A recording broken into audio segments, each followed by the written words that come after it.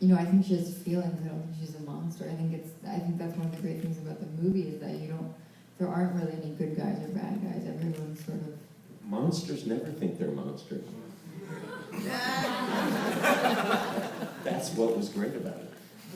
I think that if she did have any feelings for her, you know, her opportunity for getting out of that situation is more important to her.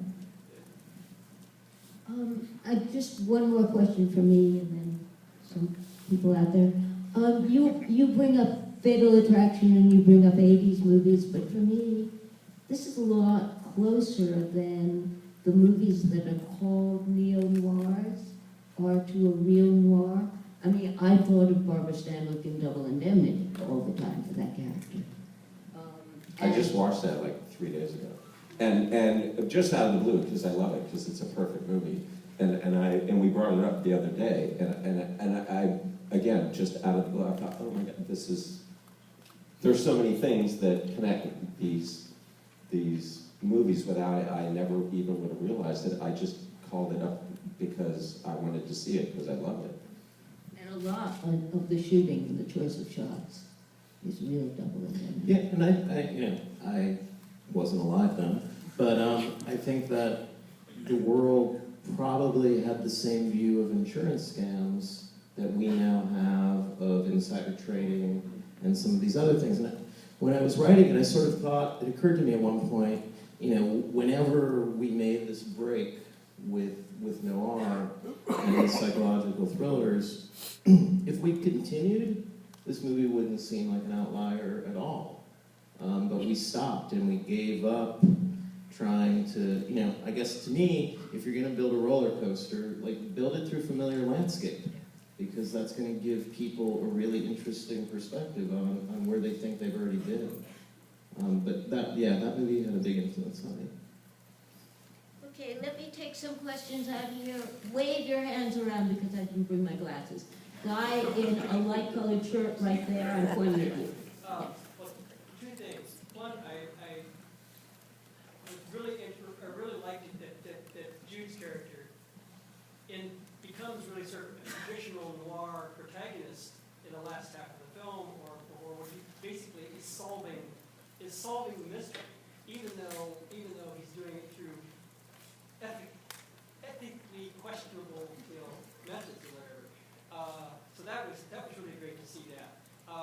But also, I wanted to comment on the score, because whenever I was aware of it, and I know I wasn't always aware of it because it was like under a lot of scenes in a very subtle way, I just thought that the score was great and just reinforced everything that was going on in the film. And I'm just wondering if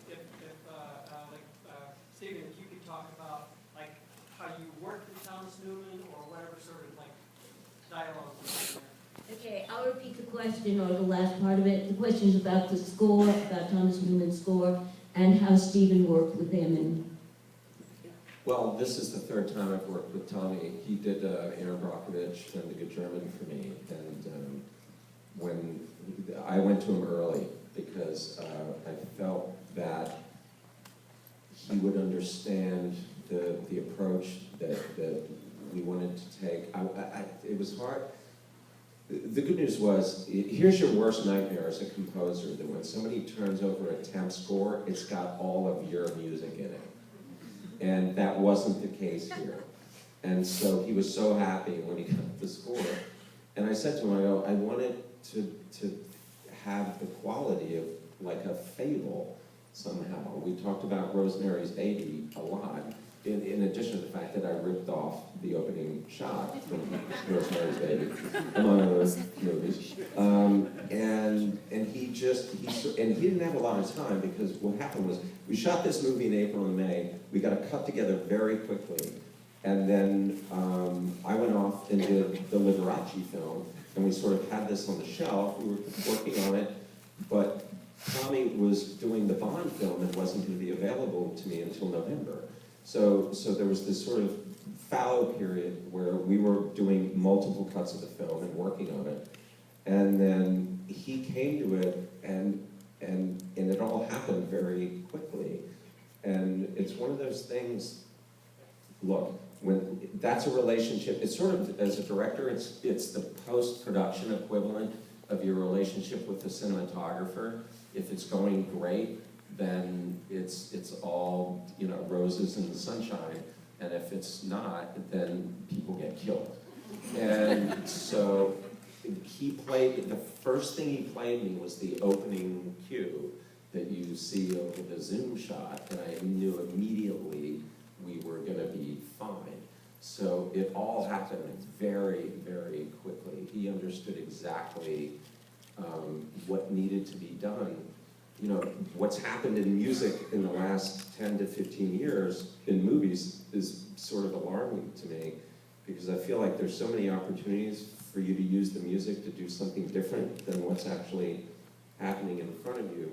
And Tommy's someone who understands that, and particularly in the first act, where I said, look, she's a depressed person, is there an opportunity here to make it seem like things are happening faster than they are? And he said, absolutely.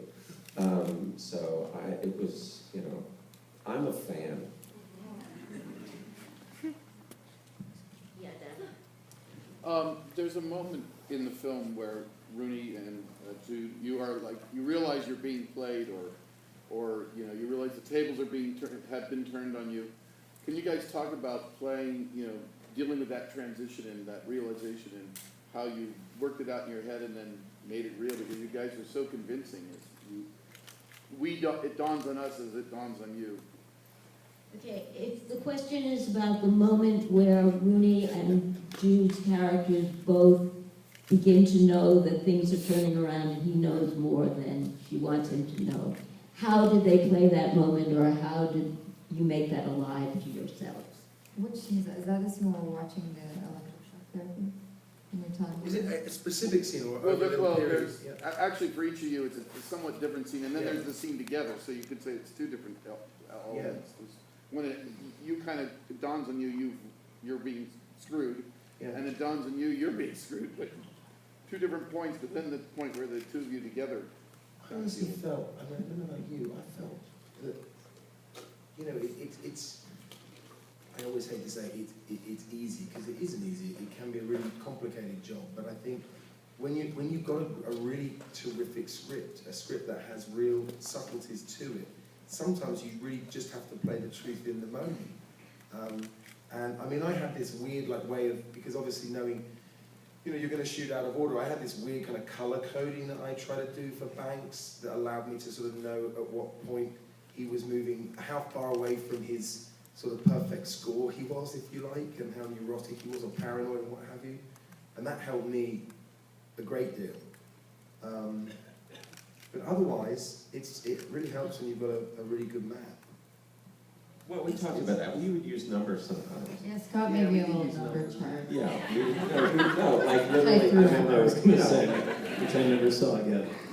No, but we talked about, you know, I mean, I think both you and I felt like, No, a few times you yelled out. oh, I love numbers. It was like a scale of 1 to 5, 5 being like Wait, 5? very depressed.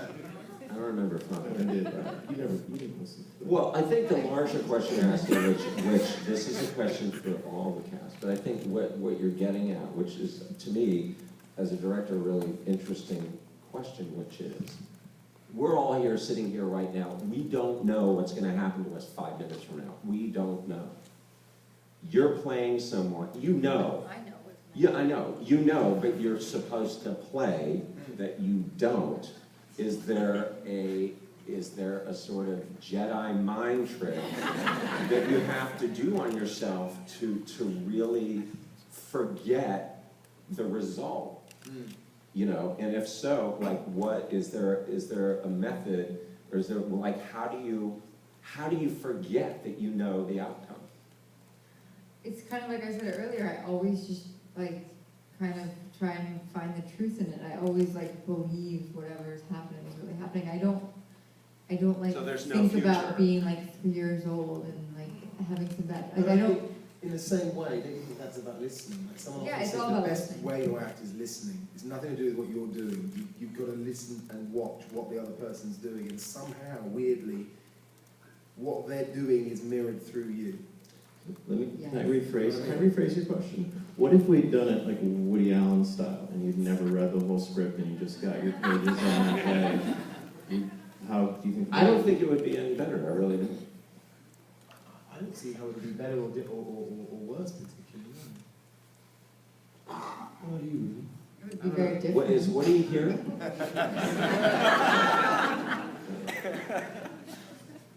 We have time just for one more. Someone, The guy waving a hat. there are two guys together, and one in the dark suit.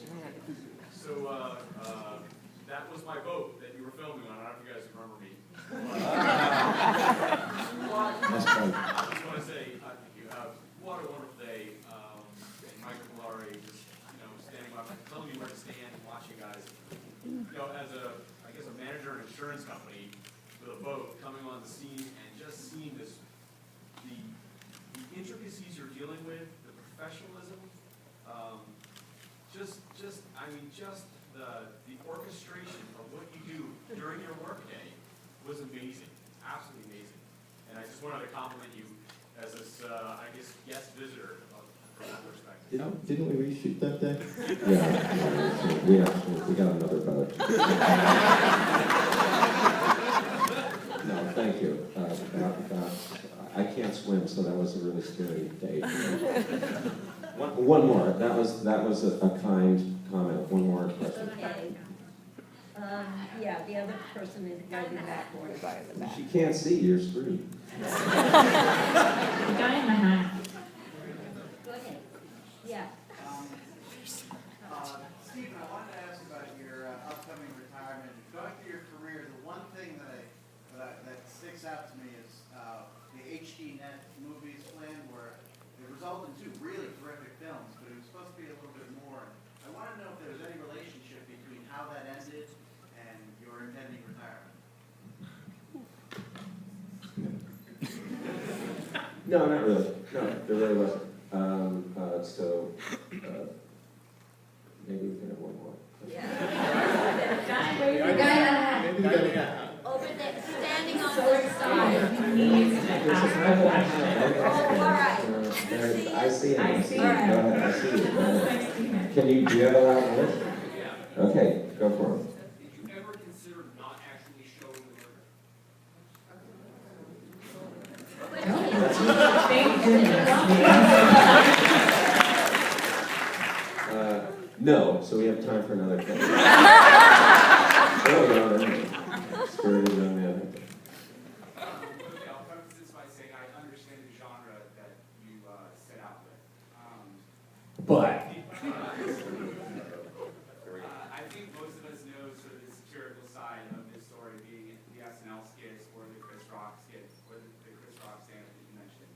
But did it ever kind of pain you? Did you ever feel like you might have missed an opportunity for the bigger conversation in exchange for a really amazing story? I mean, the story is amazing, but do you feel like you might have missed out on the bigger conversation about big pharma? You mean the one we're having now? I mean, as far as their liability, or as far as I didn't want to see that. Is really what it comes down to. Is like I said, what I loved about what Scott did was that issue was just a Trojan horse to hide a thriller inside of, and that I feel like, again, as a movie that you stand in line and pay to see, that I didn't want to see a serious movie about big pharma. I really didn't, because I feel like I can read about that. It's all over the news. It's everywhere, and and again, that's just my personal, and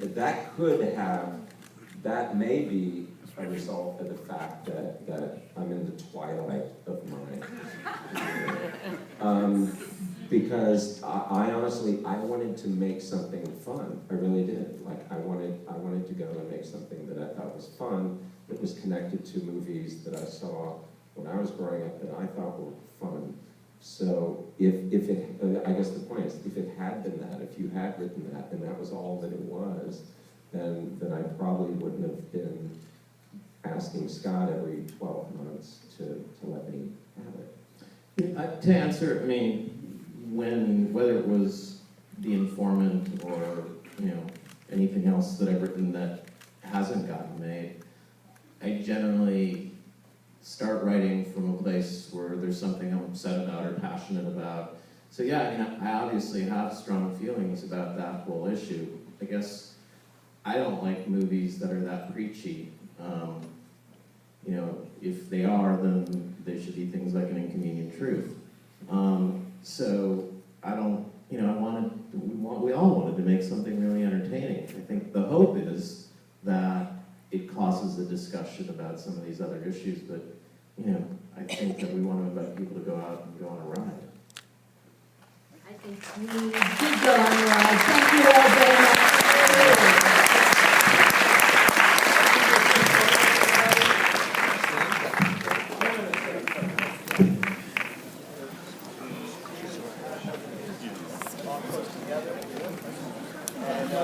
We'll start right here on the left.